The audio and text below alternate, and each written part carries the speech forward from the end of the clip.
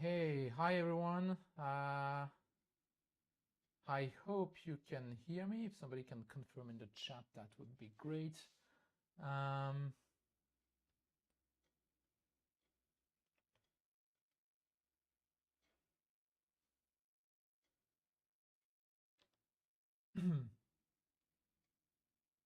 you're fine? Perfect. Thank you a lot. Okay, so as you might have seen, I've just posted an unboxing video, but I've received the tiny tape out chips from IHP. Let me just grab them. I got some chips from the foundry. Here they are. And I've got basically IHP 0.2, which is this one. And then I've got 25A and I've got 0.3. Now, today we're only going to test 25A simply because this is a very early testing. I haven't tested anything, so I've only assembled a single board. And I'm not going to make you watch me solder things on a board. So I just attached this one. I have not tested anything other than that I didn't have like a short between the pins, and that the control pins I could see the ESD diodes, and that's about it. I just wanted to make sure the QFN was soldered properly, basically.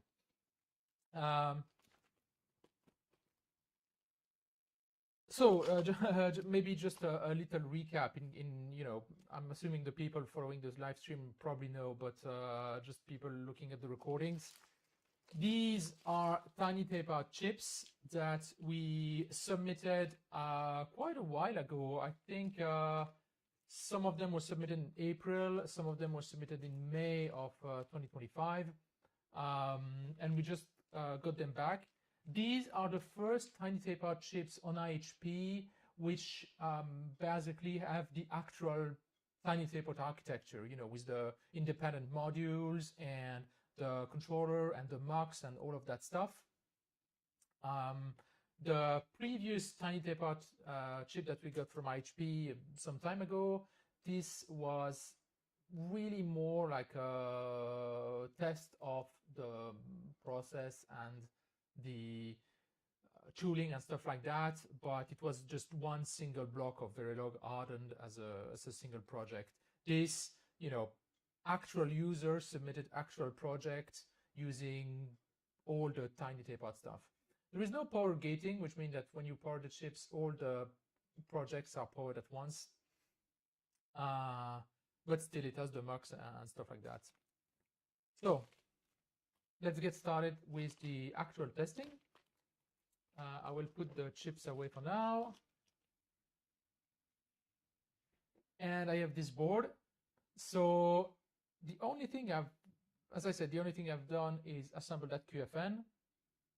I didn't even bother soldering like decoupling capacitor and stuff like that. I did solder those header, which allows me to basically feed power to the chip independently. And this is a little breakout. Usually for tiny tape out chips, we have the board that you plug on the demo board like this. You put them on top.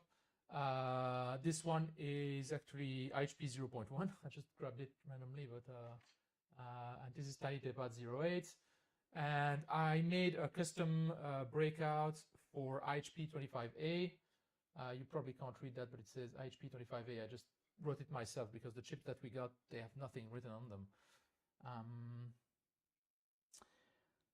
So let's get started with the testing. As I said, the first thing I want to do is I can reconfirm here, but I did confirm, so I have the multimeter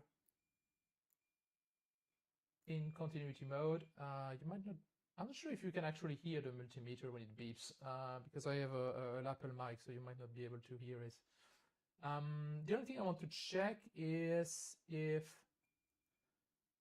so this would be ground, so that's shorted, and this should be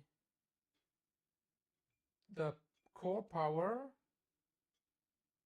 So it's a bit weird that I'm seeing a diode drop, honestly. I didn't actually expect that. So this is V core, and I have the ground on the negative lead on the ground pin, and I'm connecting to V core. I'm connecting to VIO. VIO I see nothing. V core I see 1.6. Okay. I find that weird, but it's honestly, it's possible that the 0.6 volt is enough to turn off some of the junction in the chip, and that's why I'm seeing it, because it's V core, and V core is relatively low. It's 1.2 volts. If I'm checking for the ESD diode, so to test for the ESD diode, what I'm doing is I'm putting the positive ground on the ground, the positive lead of my multimeter on the ground pin, and then I'm just touching various pins, and I should see the ESD diode. And I see here the ESD diode to V core 0.4 volts, to VIO is 0.47. So that's the fact that it's not a dead short is a good sign already. And here are some control pins. This is the ground, and these are control pins. And here we can see the ESD diode is much higher, 0.8 volt, because this is a ESD diode to control pins and not to power pins. And it's the same on all pins. If I test various control, I can try to grab some control pin on the bottom. So I'm trying to contact some pins on the connector here on the side. I'm trying to contact some pins to test the ESD diodes there as well.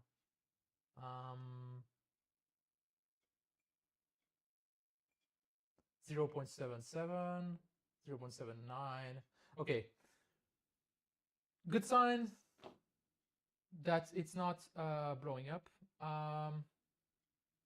What I'm gonna do is now try to feed power into it and see how that goes. So I have my power supply here. I already prepared some leads. So this will be VIO, and VIO is 3.3 volts. So I'm gonna configure that. I'm gonna be at 3.3 volts. And I'm gonna current limit that to 20, actually, no, to 10 milliamp. I'm not switching any IO. There should really be no current.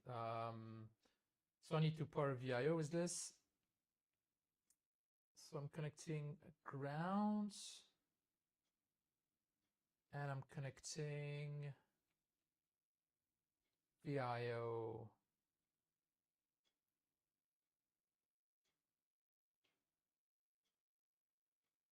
I'm trying to remember the pinout because, of course, I made this breakout, but I made this breakout a couple of weeks ago, and honestly, I can't remember exactly the pinout of it. Maybe let me recheck it to make sure of what I'm doing.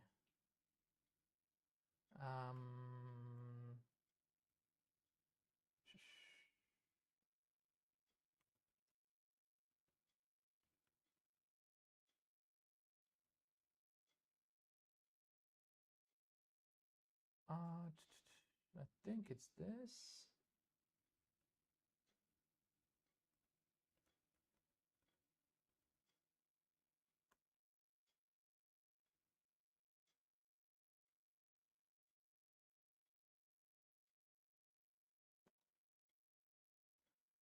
Okay, so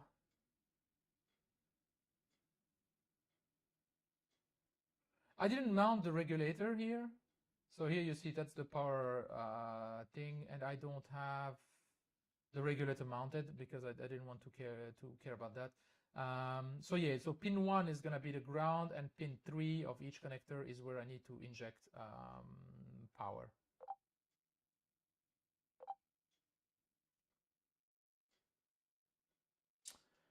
So pin this is the ground, and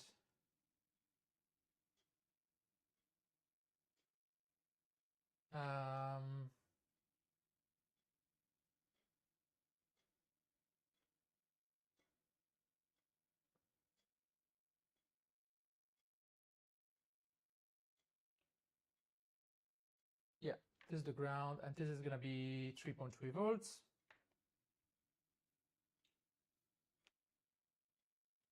I'm not sure you can actually see. Yeah, you can. You will be able to, I think, see the current just barely of the screen. Actually, maybe I can adjust the camera slightly so you can see the current value.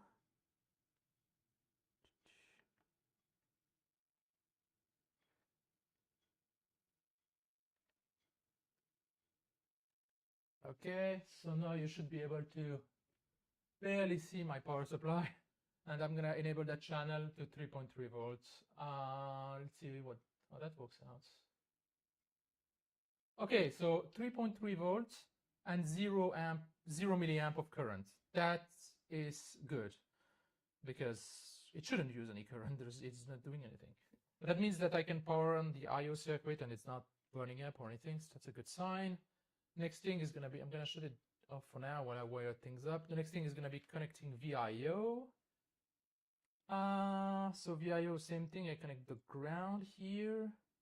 I will actually connect my multimeter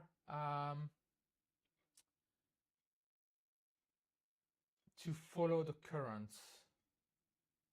So I'm gonna actually do this. I'm gonna disconnect the lead. I want to see, because my power supply, you know, it's not a high precision current measurement, so I don't really see. I could actually use the source meter. Can you read this? Can I use this? Yeah, you can read this perfectly. So I will actually use that to provide vCore, because that has a much better current reading. The only thing is I need to be careful because this thing can send 100 volts, so I need to configure it properly. Source. So I want to source voltage, and I want to source one.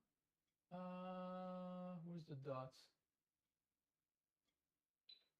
Okay, I already screwed up. 1.2 volts, and I want a compliance current of, let's say, 10 milliamp.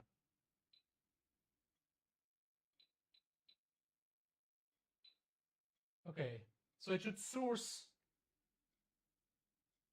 1.2 volt and maximum 10 milliamp.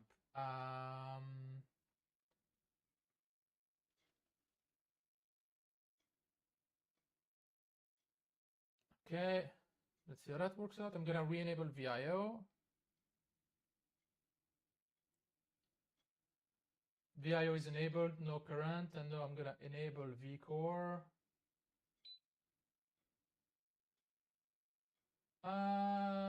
Okay, I'm hitting the compliance limit.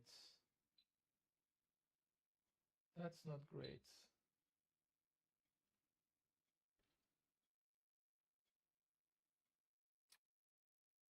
Huh. Well, that's not a good sign.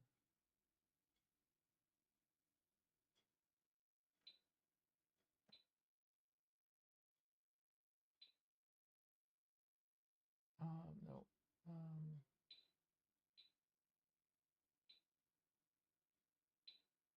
No.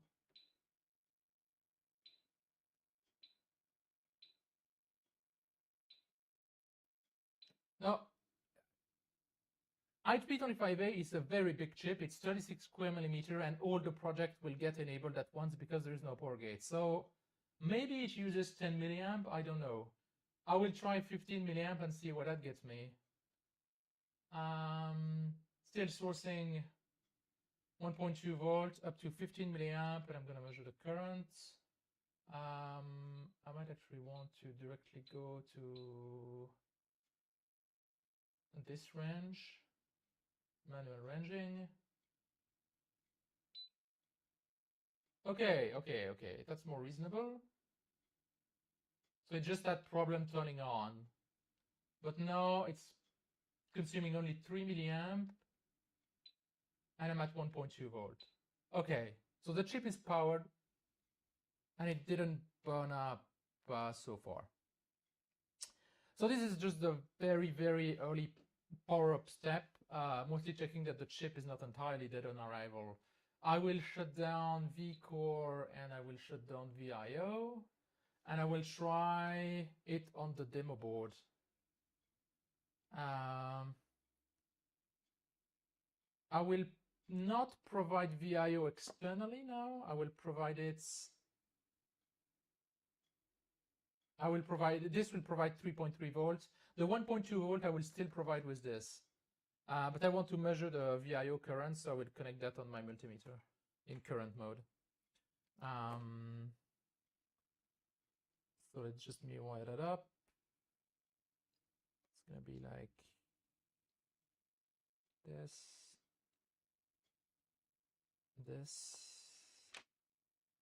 So this is gonna be milliamp.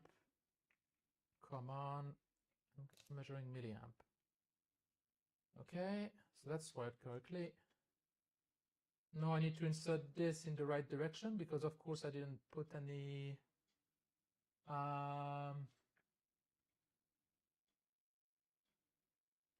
the normal breakout, they have like a pin 1 designation. Of course, when I made this one very quickly, I didn't. So, but okay, it's in this direction.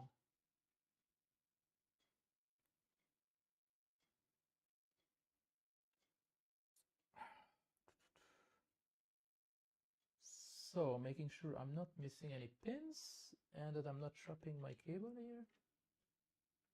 So, okay, so I've put it in the tiny tape out demo board. We're good. And now I will take that USB and connect it to my laptop. I will power on vCore first. Ideally, they should be powered at the same time, but I can't turn them off at the same time. So I'll just power on vCore. So we're at 4 milliamp, which is perfectly reasonable. And now I'm gonna power the rest of the demo board. The IO are taking up 230 microamp. vCore is still good at 4 milliamp. I think we're okay. I mean, at least nothing has burned up. And okay, I can't. I'm trying to show you, but this wires. There's 3 LEDs that show up the different voltage rails. They're all up. That means that nothing is dramatically shorted, at least. I will switch to showing my desktop, and we're gonna head out to the commander.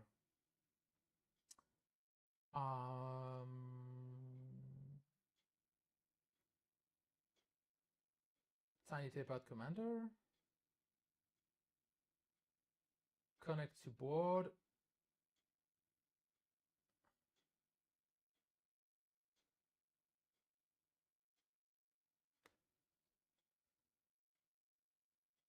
So it did not detect anything. So that's not great. Commit, nothing. Repo, nothing. Shuttle, unknown. Huh.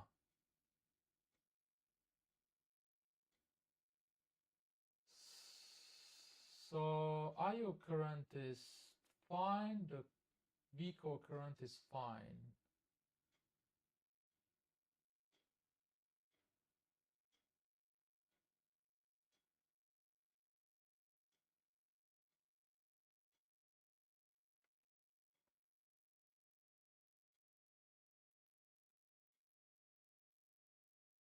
But we're not seeing anything.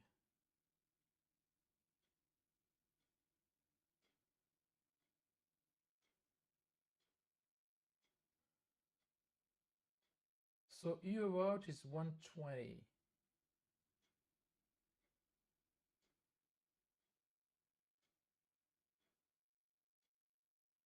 Okay, interesting. So this, what I did is I enabled the ROM design. The ROM design should basically just be, you know, you put an address, you get some data out. And here we're getting 078. What is 078? That's X. Okay.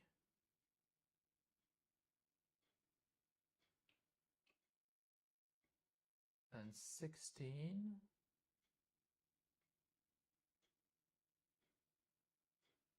And 0x74.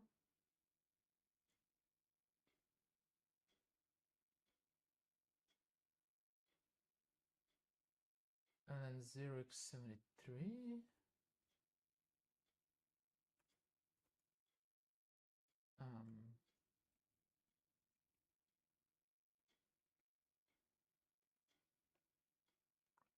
Huh. Let me actually try.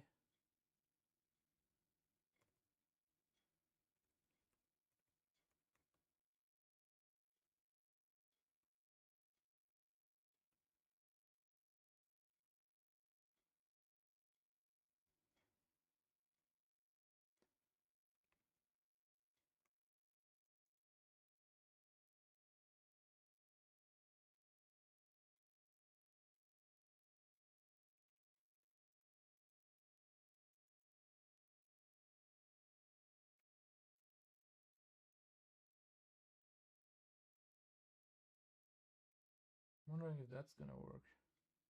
No.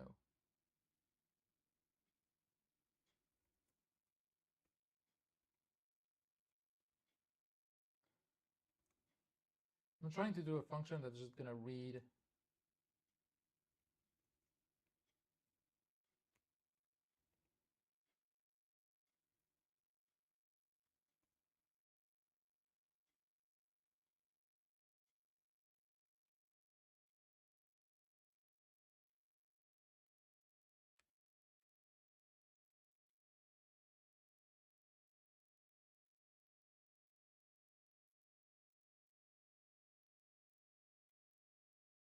Okay, okay, no, there is something here.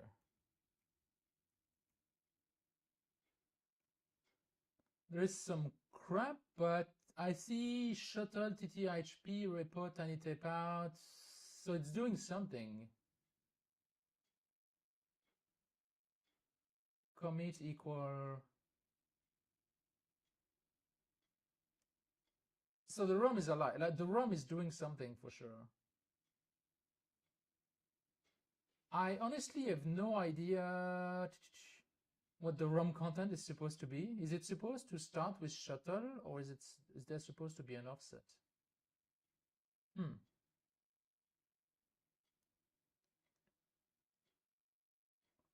Interesting. I could actually try to enable the factory test.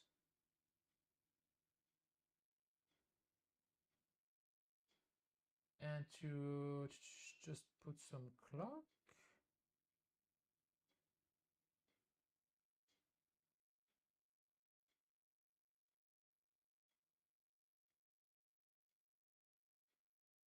Yes, that's not doing anything.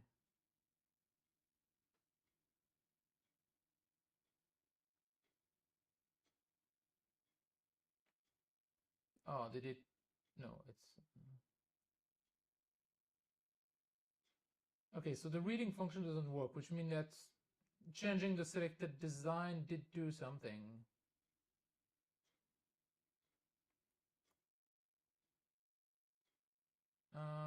Except here I know gets all X.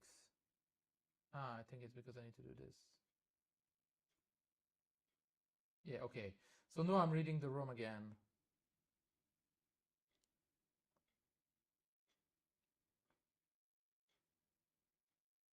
Okay, I'm wondering, is Uri in the stream by any chance?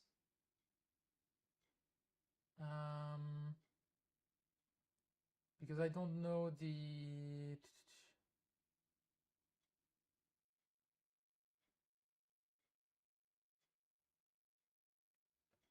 I don't know what's the ROM is supposed to contain, basically.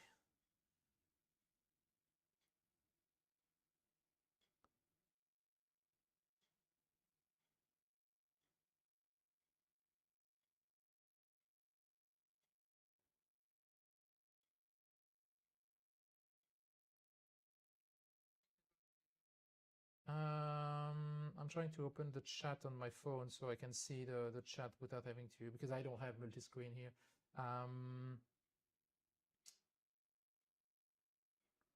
But for that I need to find my own channel.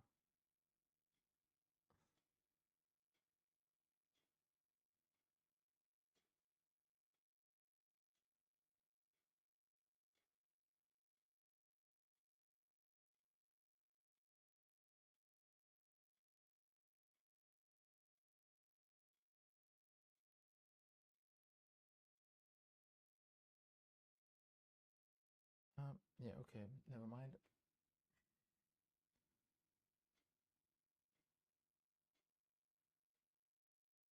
Okay, from the test bench, there's supposed to be some start bytes, and then, can I pop that up? Yeah, pop out chat. Okay, that's perfect.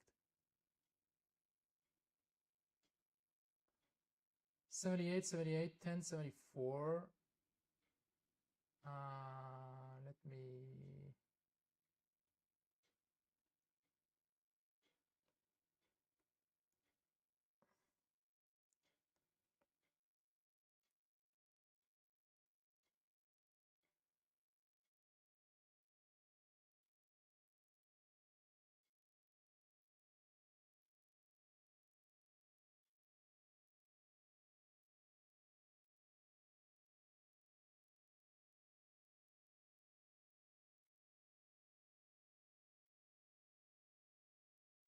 So the thing is, like, the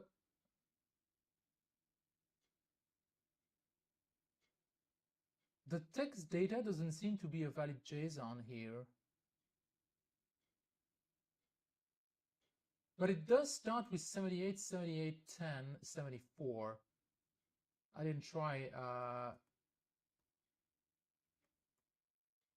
Yeah, then 73, 5B. So that works. But the text data is not valid. For some reason, the text data is just shuttle and then going to the next line. It's not a JSON. It's just a text. Maybe the script that generates the ROM data is invalid and got screwed up somehow, and so the ROM got built like that. But thank you for looking that up. That means that the ROM is reading correctly. That's definitely a good sign. Now, if I go and check,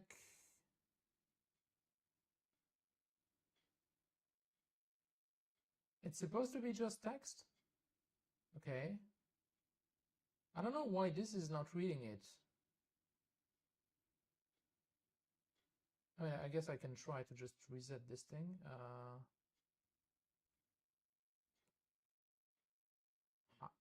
Okay, disconnect.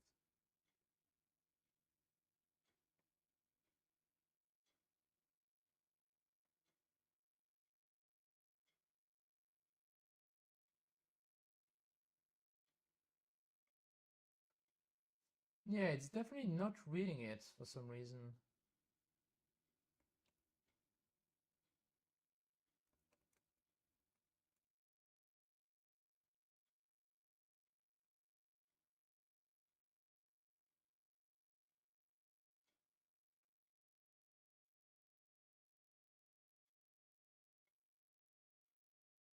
The first 16 bytes are 7-segment encoded. Oh, okay. Unfortunately I cut the wait, I have no,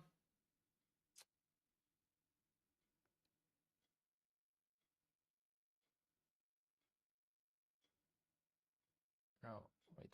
I need to find this to switch to this. Okay, because on this demo board, on the demo board I'm using, I have actually cut the wires that go to the 7 segments, so it's not displaying anything. I will switch to this demo board, which is a pristine one, which I haven't modified. So let me just unconnect everything and then retry with that. So I will shut down power here, and I will disconnect the commander, so I don't have a problem with that.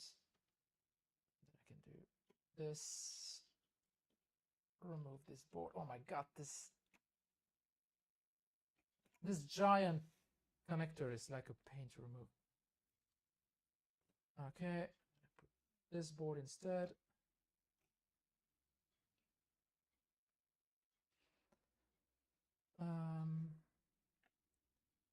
Plug that back in and make sure I'm properly aligned and I'm not like off by one or something. Good. And then I can connect this back up. I will provide vCore first and then connect that.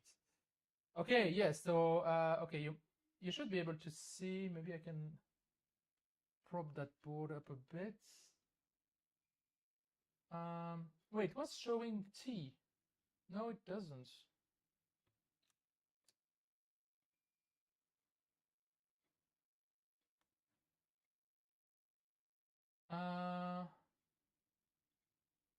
Why is that?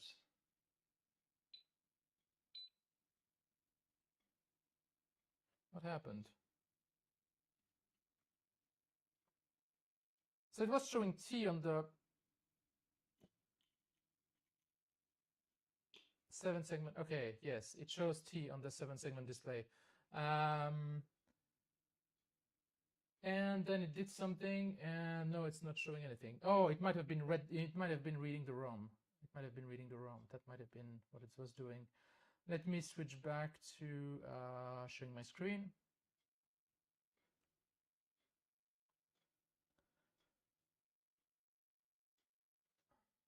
I wanted to try to find something to prop the board up so you have like a better viewing angle, but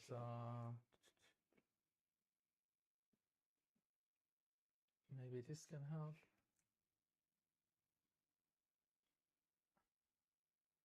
Or is that?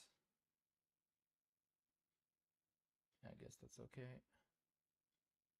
So let me reconnect to the board.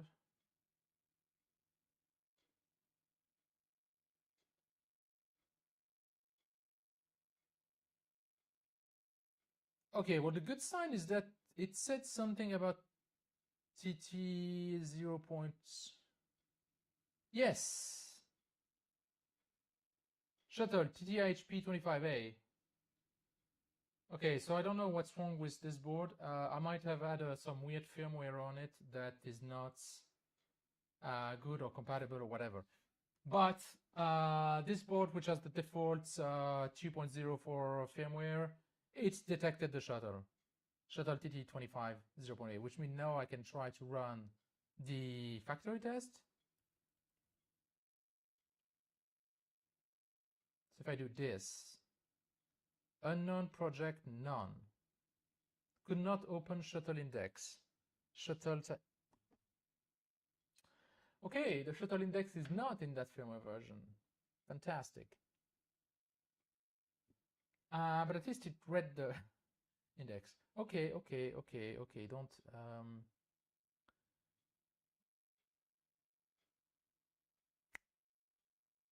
So I did at some point. So let me close this. I don't need it anymore. Am I showing? I'm sharing my desktop. I'm just.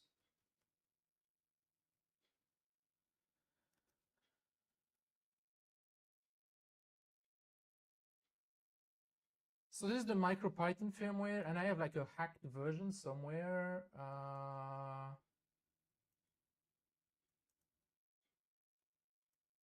I think it's this one.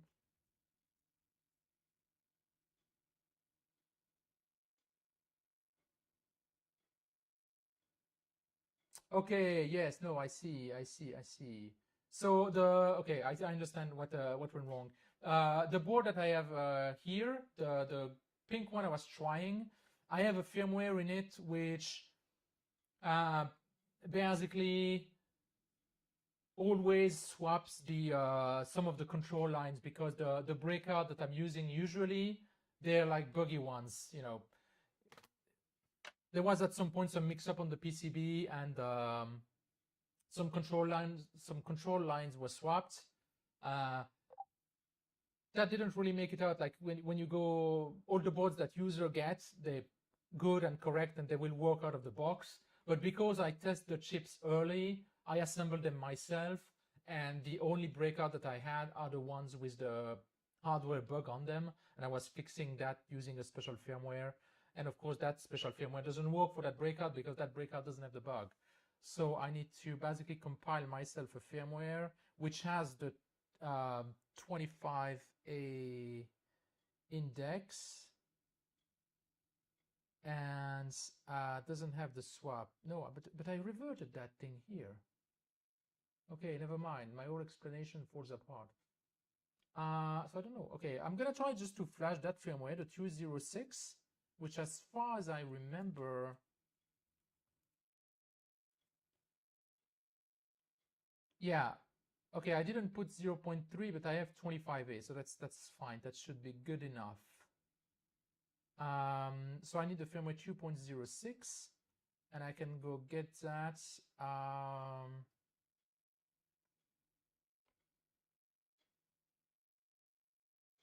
I can go get that on GitHub.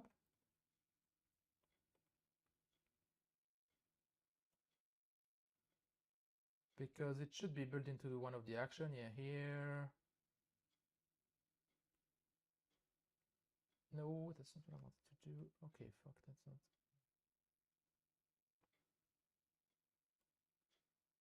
So I can download this.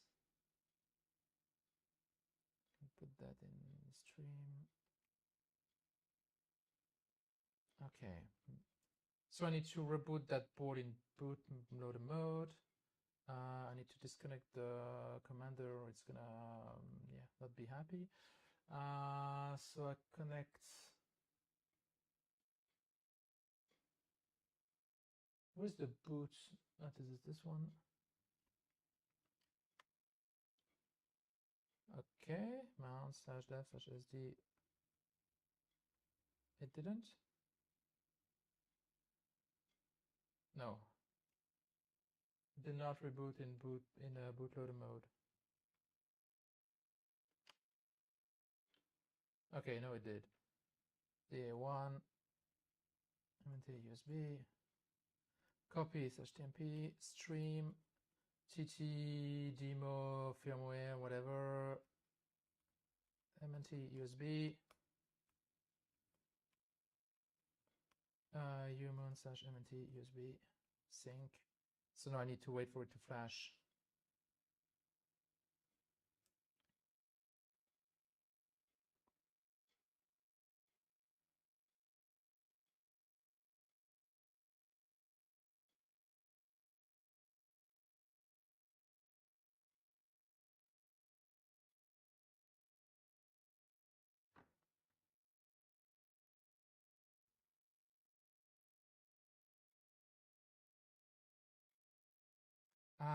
Did it? No, it's still, okay, this is not very speedy. Okay, it rebooted. So let's try to reconnect the commander. Connect. No, no, it's not reading the. So now I have the same problem as the other board for some reason. But the factory test is running. So let me switch to the camera. If you see, this is the factory test running. It's basically just a counter.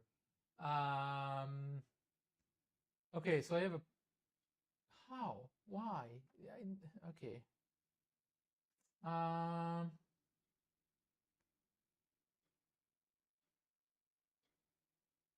need to switch back to desktop.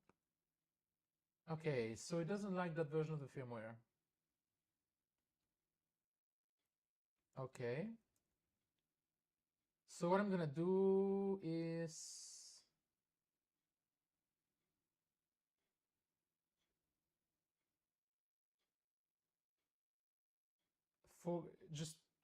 start back from 204, which is the version that works, and just change the supported chips.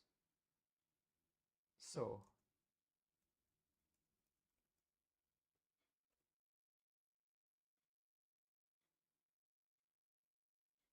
(2.0.4). Okay. And so what I want to do is change the supported shuttles. TT run supported. I'm gonna just remove support for TT05 and TT04. I don't care. So I'm just gonna put TTHP 0.1, 0.3. Might as well. And TTHP 25A. So the next thing is I need to disable the test because it bugs, I think.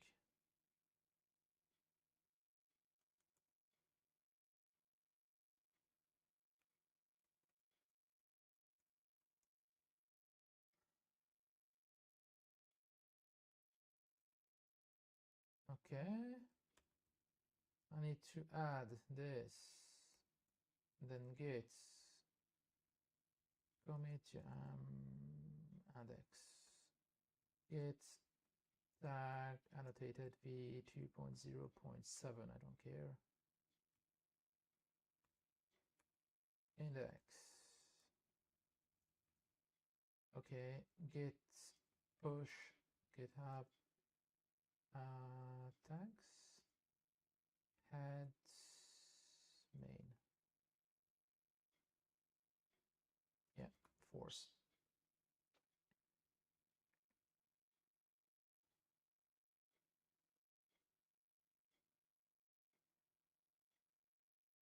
This should build me a release.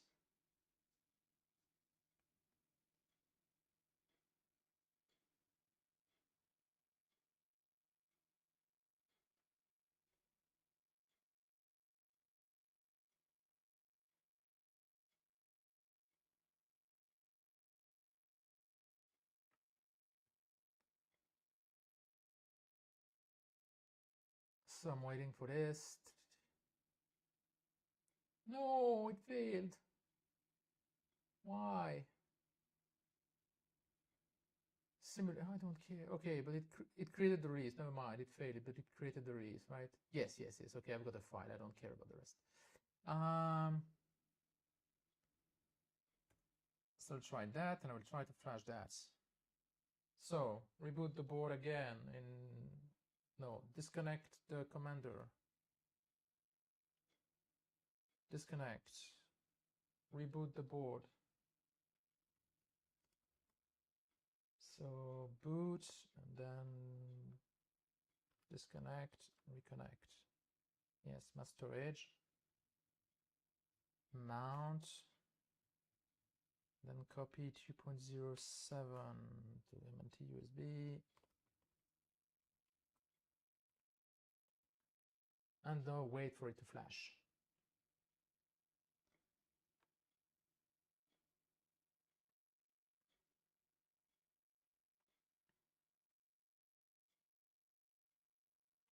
Okay, honestly, the firmware is always the problematic part because I just don't know enough how it works to solve problems, you know, like before it gets shipped to user, it's tested and validated with a particular shuttle and things, but because I'm always ending up testing things early, I'm always faced with weird problem that never happened before. Okay, it's detected. Connect to the board. Yes. So that works. It detects the commit, the shuttle. And the question is, do I have an index? So if I try to select the factory test, that works. It has the factory test. And now if I pick a clock, let's say 10 Hertz,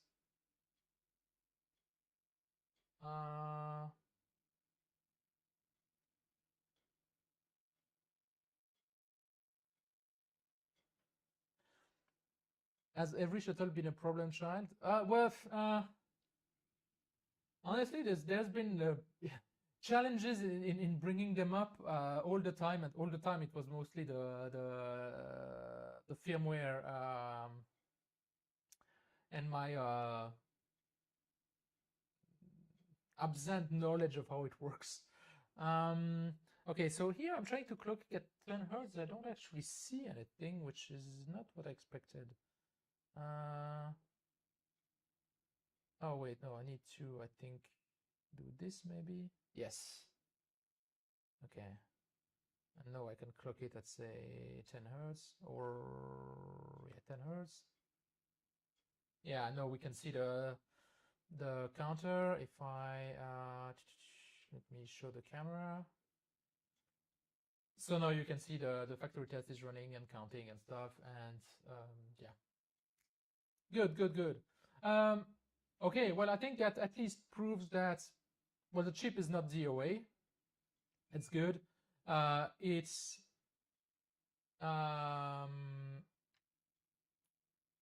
the mux seems to be working, at least to some degree. You can select projects. It can read the ROM, which means I think that means all the I/O must work and all the outputs must work. That doesn't test the bidirectional, but you know, one thing at a time. And the factory test works, so that's good. That at least shows me that clock and reset lines are working, so the mux is working. So yeah, I think that's pretty conclusive that the chip is doing mostly what it needs to do. Is there any particular project that anybody wants to quickly check on this shuttle? I'm not gonna go and test like every project because I don't know if you've seen the project map. If I share my desktop again, if we go to tiny tape out, chips, if I go to IHP 25A, this is like a giant monster chip. Like it has so much things on it.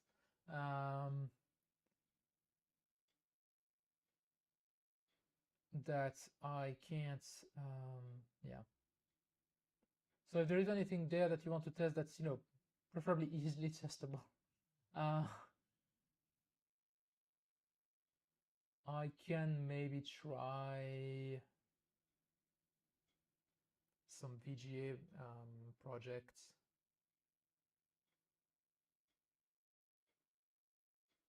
What is your project, Thomas? Number 32. Tiny shader. No. Linear time code generator. Ah, yeah, so I can synchronize my camera.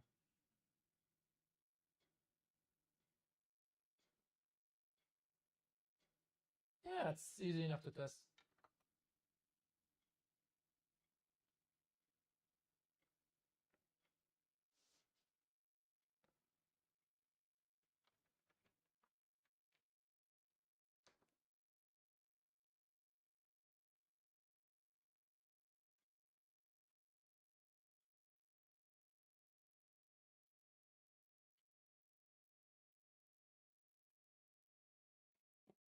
I'm gonna put the board flat because that's easier for me to test. Wait, sorry. Let me switch to. I will just test with the scope. I will select the project and then I will switch to the camera view. So LTC, linear time code generator, select, pin out, LTC out, yeah, to select the frame rate. Okay, LTC out, bidirectional 7, as you said. Let me switch to camera view. Okay. BDR 7, I need to remember. Of course, the 7 is not easily accessible. That's gonna be a pain. Let me find some way to connect to that pin. That is gonna be easier. I'm just gonna grab a 2.54 millimeter connector so I can just put it in the P mode.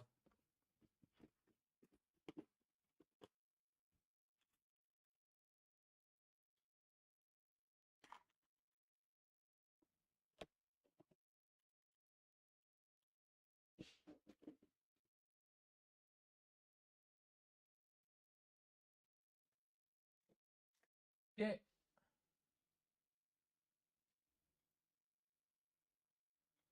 So I'm putting just a connector in the P mode so I can access easily 7. Okay.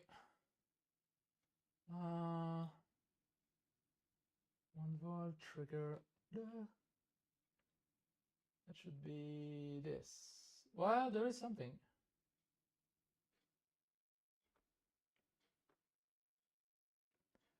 Yeah, yeah. It totally looks like LTC code to me.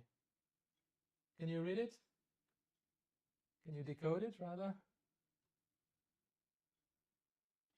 There's definitely some different periods.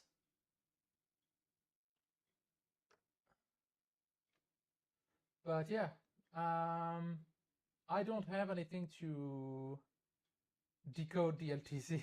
I mean, I have my camera, but I can't really use that now. To decode the LTC code, but yeah, seems to work.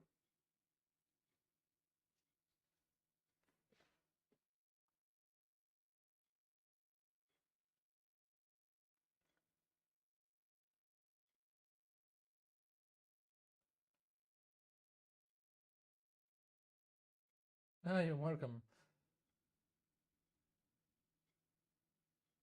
Okay, I'll test a few more designs just to bring in the stream to like about an hour, but then I will wrap it up. I need to do. Maybe we can do a quick test of. Well, actually, we can actually use this just to see the rise time of the I/O. Let's see. Trigger 0.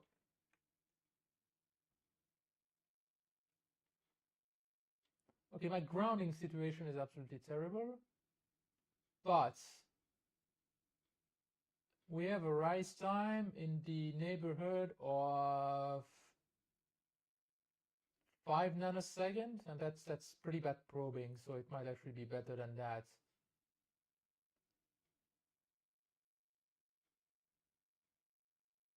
So with that rise time, you could probably output 100 megahertz signal.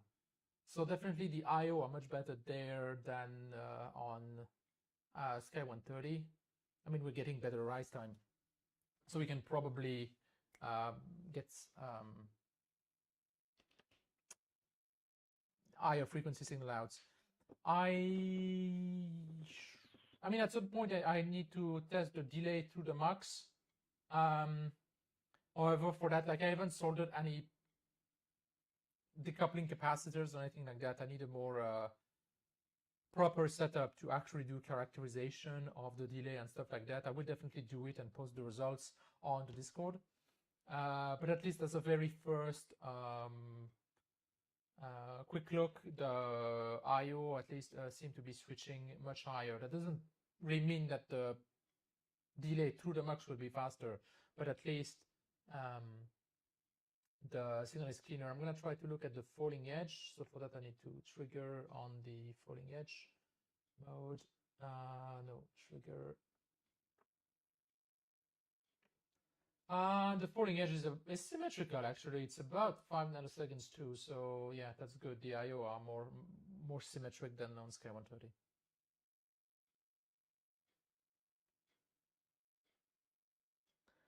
So I'll quickly try maybe a VGA design, but I don't have.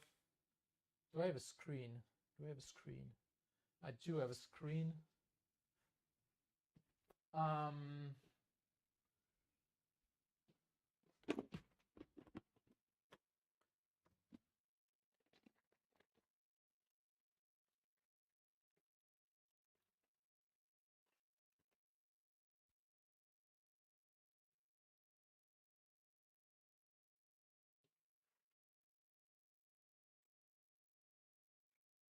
Try to find the VGA P mod. Let's try the clock. I think there must be the VGA clock from Matt on there, right? That's on every, yes, of course there is. So let's go and select that. And it's on which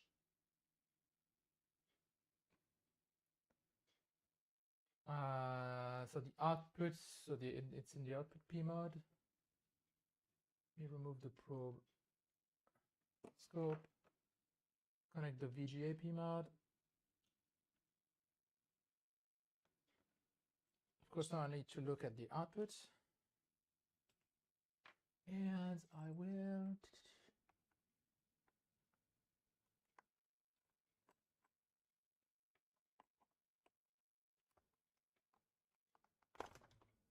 I will bring the screen on camera, but give me a second to plug things.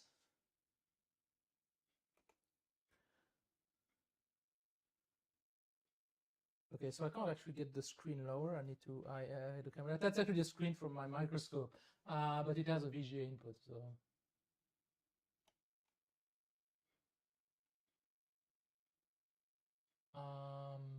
I don't know to switch to.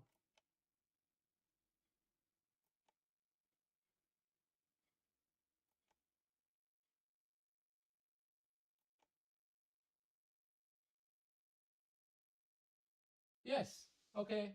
Okay. I need to reorient the camera a bit so you can see the screen here.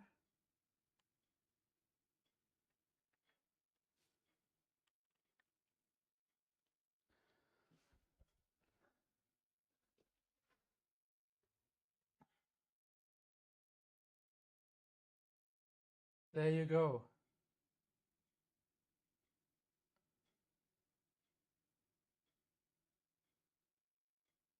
Do we have any other? I think actually on 25A we put the TT08 demo scene competition just rehardened.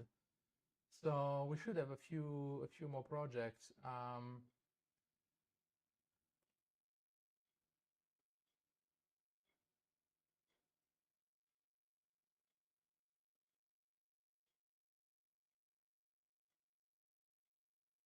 Yeah.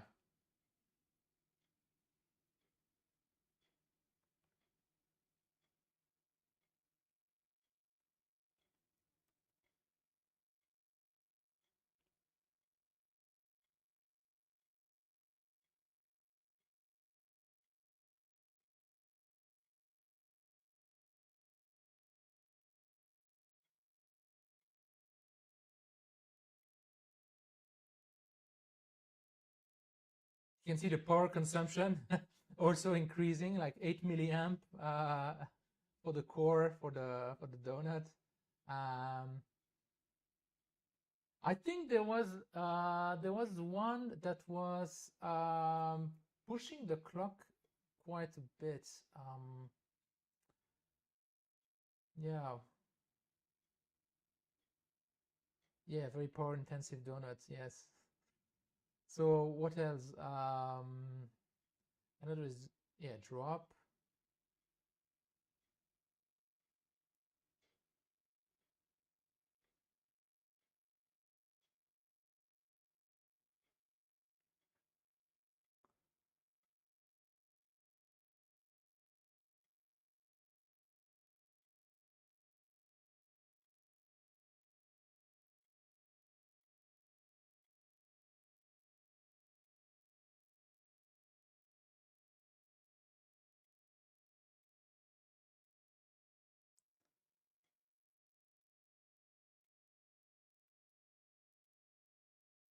There are some of the cool design on there, but they require more complex setup for testing. Like the VGA ones, they're easy because once I've got the thing plugged in, I can just enable them. So I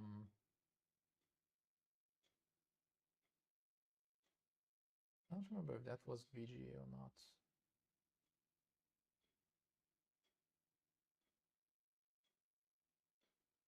Yes.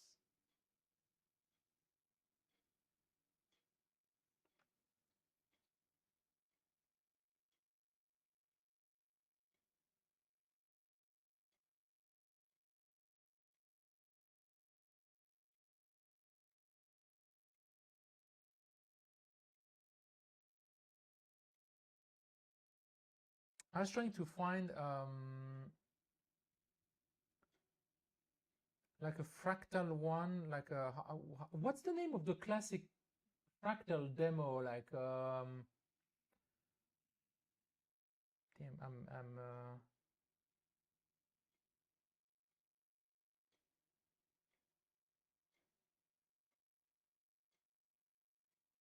I can't remember the name. Mandelbrot, yes, thank you, that's the one. Yes, and Mike Bell did one that runs at 100 megahertz, basically.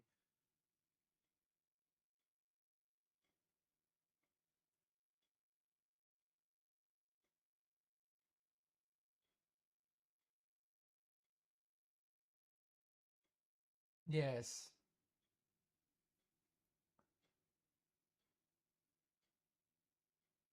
Honestly, I don't know. It might be buggy because there's some weird artifact there. But I also know that it uses a weird VGA mode, so it might also be the monitor. I don't know. It doesn't use that much current, it's like 8 milliamps, so it's the same.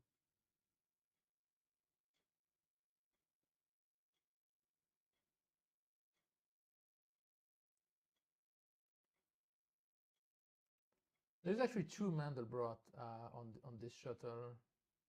I don't know what the other one does. It's also VGA. No, the other is not VGA. It's not a. It's a different. So Quebecman 339. What is 339?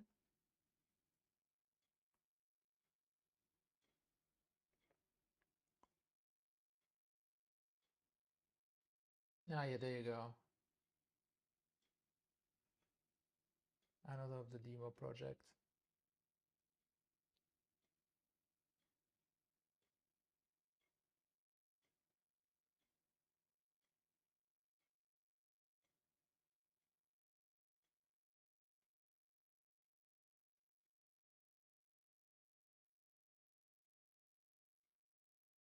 Giant ring oscillator 16. Yeah, we can give that a shot. Let's go.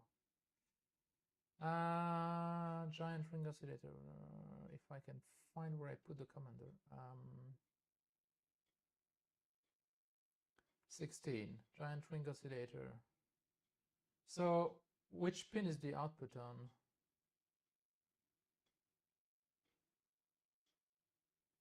Ah, wait, no, you need to.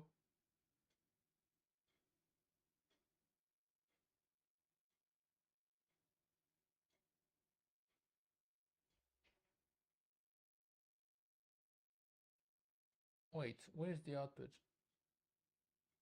Oh, yeah, output is all the output pins. Okay, so it's not a VGA, so I can remove this. And I need to enable bit 1 to have internal loopback because I don't have a.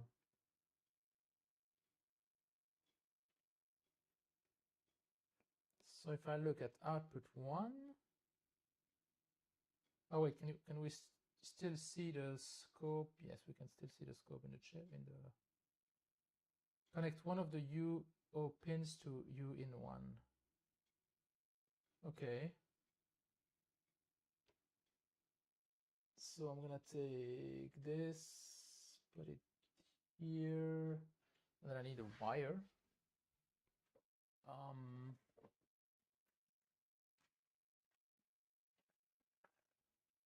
So I need to find a wire.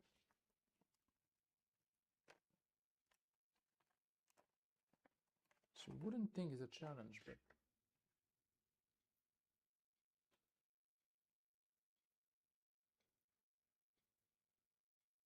yeah, actually what I need is like a male to male. Do I have male to male pins? Cables. Let me check. That might be more convenient. I do. Oh wow, fantastic. No, it's male to female. Fuck. I don't have male to male. Okay, that'll have to do, and I'll figure something out.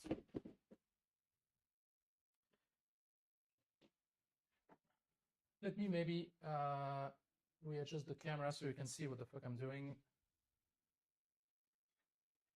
on the board. Here, okay. And I'm gonna move the screen out of the way so I can not bump into it.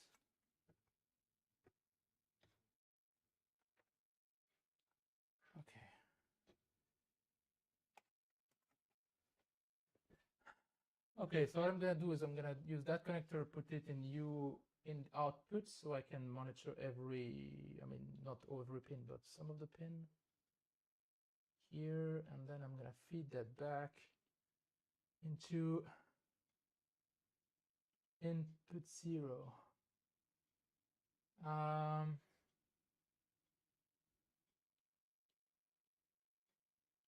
Okay, and so I can just monitor this, I guess. That is oscillating.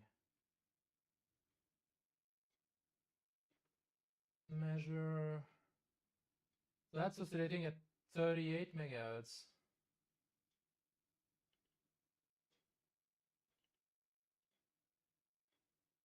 That's 38 as well.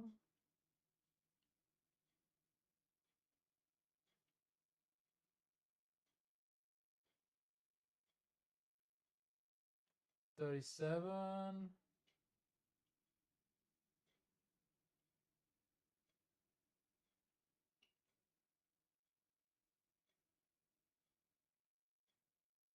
$37 point something.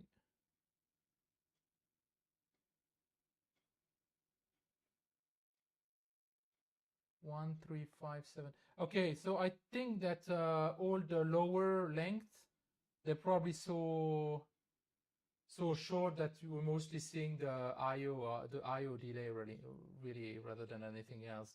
So I need to try the higher length at least. So I might put it on the bidirectional instead, right? Because if I do 0,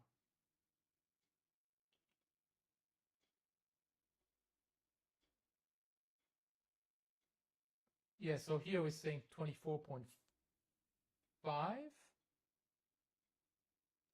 And if I take the 3,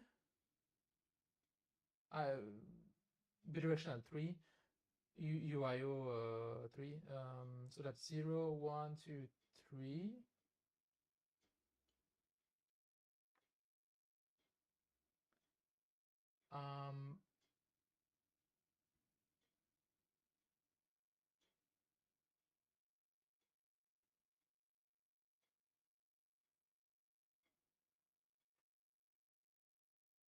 Yeah, that's 6 megahertz.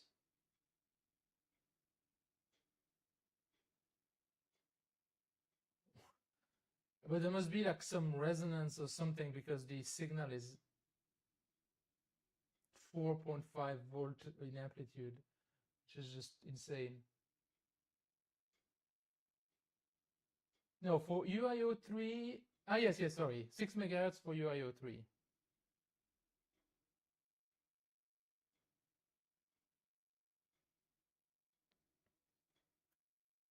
And UIO 0 is 24, 24.5.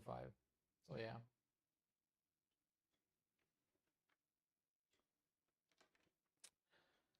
Okay, guys, I think I will end it here. I think that has basically proven that this is working. So the next step is going to be first complete that board, put the decoupling capacitor, the built-in 1.2 volt regulator. I need to basically assemble these boards. I need to assemble basically 5 of them more. I actually have exactly 5 more board. I got these from Aisler. And so I got them by multiple of 3, so I got 6 in total. I will assemble, we have 3 chips, so I will assemble 2 for each chip, and then I will send the other set to Matt, and I'm sure I will do more detailed bring up and whatever, like a proper video for the bring up or stuff, and test the other shuttles and stuff like that. But at least 25A works. 0.2 should really work as well because there's really not much difference between 25A and 0.2 from the architecture standpoint. 0.3 is maybe more experimental because it has analog projects, so it is possible that one of those analog projects would have broken things. I don't think I don't think we had power gates already when we did 0.3, right? Yuri, maybe you can confirm, but I don't think we had power gates for 0.3. I think 25B is the first one where we got power gates.